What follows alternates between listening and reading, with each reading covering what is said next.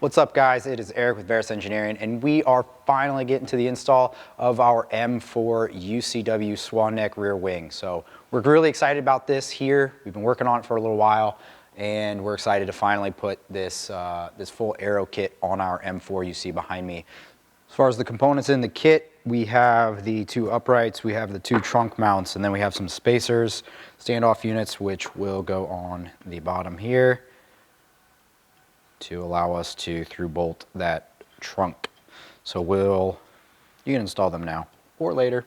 We'll go over that later, but that is what is included in the kit. And then we obviously have the wing element with some end plates and then all necessary hardware to do the install of the rear wing. All right, as far as tools required, we have a drill, step drill bit, 5/16 drill, flathead screwdriver, small flathead screwdriver, panel popper tool, panel or plastic rivet tool.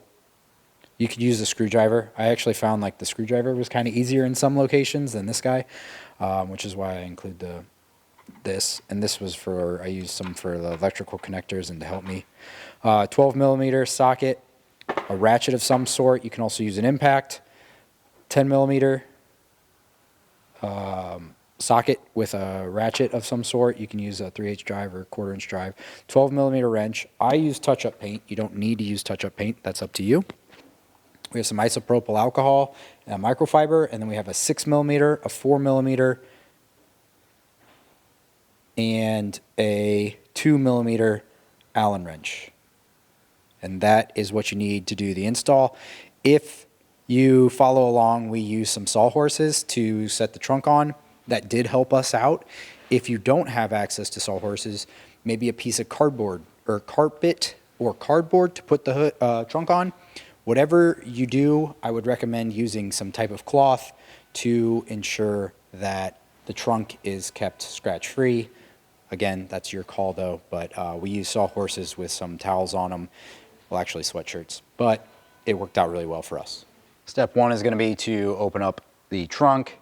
Step two is going to be removing all of these plastic push pins and getting this shield out of the way, which we will do here off camera real quickly. We're going to use some panel popping tools, I think, or one of those plastic rivet nut remover tools, and get all of those out. I'll show you how to do that real quickly, then we'll get the rest of them out.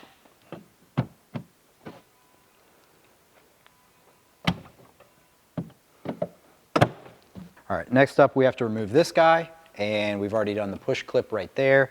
We're going to snake a screwdriver in here and pop these that guy, I don't know if you can see it, but there's two little things that kind of hold it on.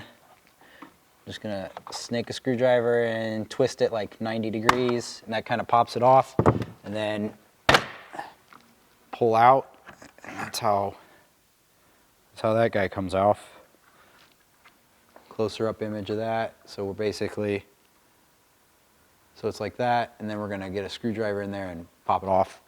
And I think this, for the most part, looks like I need to disconnect this. This looks like the next piece that has to come off. Just slide a screwdriver, figure out what's going on here.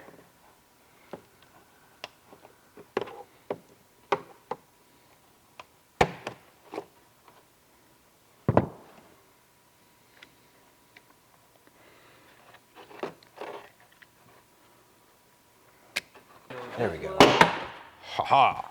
What you're currently cutting, what you plan on cutting, and... All right, so once I got that electrical connector off, we have 4 push pins on the back right here. So just pull this straight, and then this comes off, and we are left with a bare trunk that we now have to figure out how to get all of these electrical connectors off. And then we can remove the trunk from the vehicle. To remove the connectors, basically pull down, and then if you really want to, you can kind of use a screwdriver or maybe a panel popper and kind of like help guide that down. That kind of worked for me. These do not come out very easily, and it doesn't look like they have a push. They're just like, there's just like a clip there, and you just have to pull it down. As far as all these go, I'm just using a panel popper, throwing that in there and yanking down, getting all these out. So just keep working your way around. You only need to get the ones that are on the trunk because that's what we're removing. You can leave, there we go. You can leave that one on. Everything else needs to come off. I will let you know if I see anything else. All right, so for the most part, I've got all the wires dangling. I got this little guy. It looks like it might be a speaker. I honestly don't know. But it's like a little 2-wire, 3-wire guy. And I basically just pulled that out with some screwdrivers and pulled it out. We're gonna disconnect it. I'm gonna take a picture of that for the install. And then we've got, I think, 3 or 4 wires up here. I can't get that really on video, but basically disconnect all those and then we're gonna pull those wires out and then we can remove the trunk. All right, so we now have basically all the wires off the car and we are going to remove the trunk. So we got 12mm bolts. We're gonna remove the bottom 2 and then keep the top 2 on and then you can just lift the trunk off. That is a 12mm socket.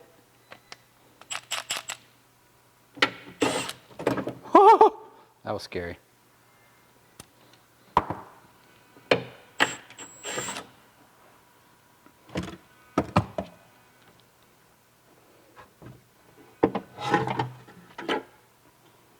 We have the trunk on sawhorses.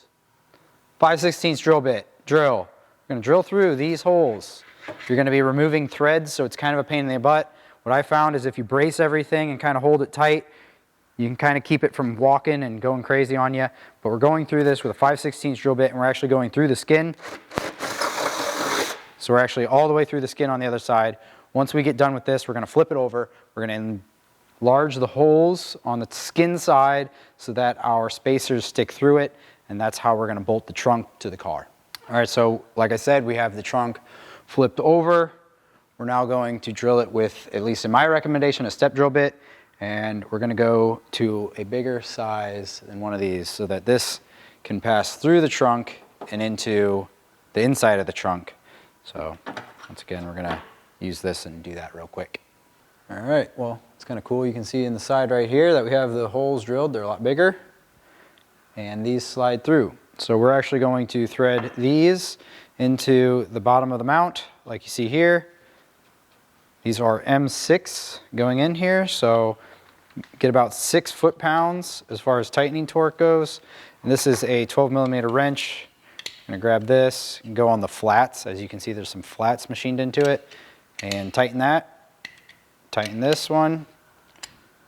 And then we're gonna install some double-sided tape, which I don't believe we have because this is a prototype, but I'm gonna throw some double-sided tape all the way around, and we'll have a really nice laser cut double-sided tape for you guys to do like all of our other trunk mounts, and that'll offer like a weather tight seal.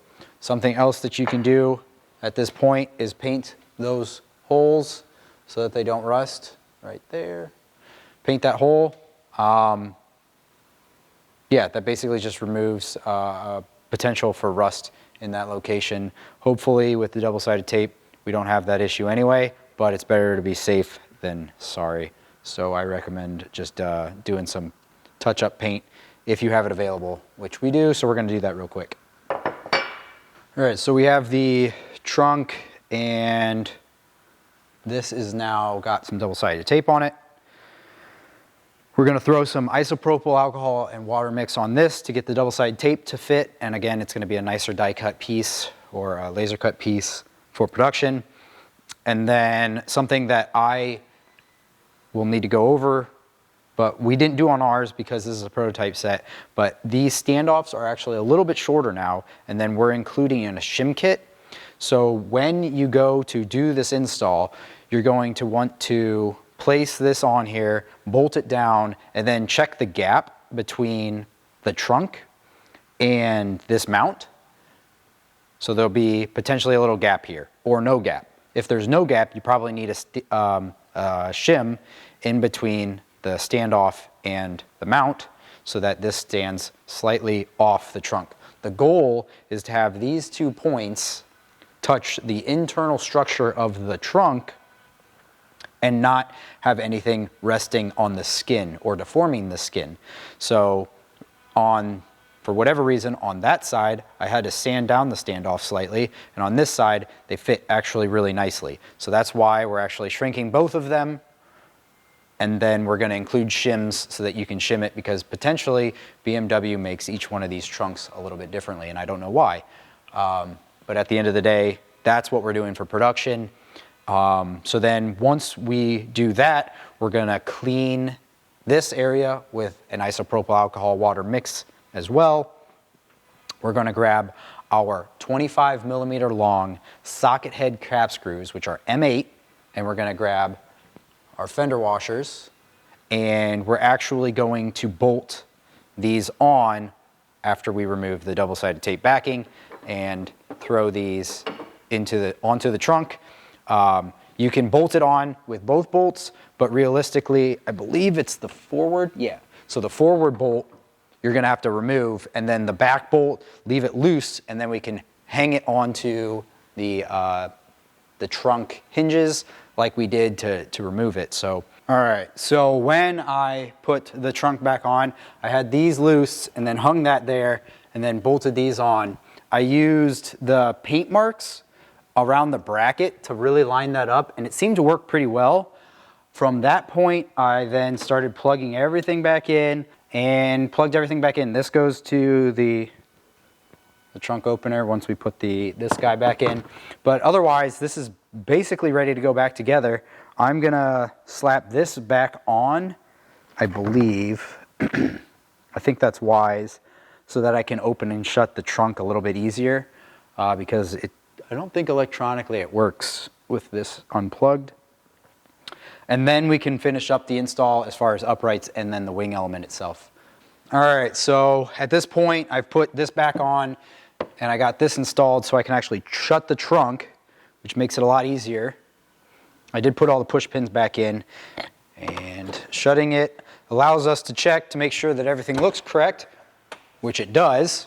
This lines up nicely, this lines up nicely. So we're good to move to the next step, which is installing the uprights on the trunk mounts. So those are gonna be M6 by 1.0, 16 millimeter long button head cap screws with some washers. We're gonna throw those uprights on each side, and then we're gonna go get that wing blade and install the wing blade on car next.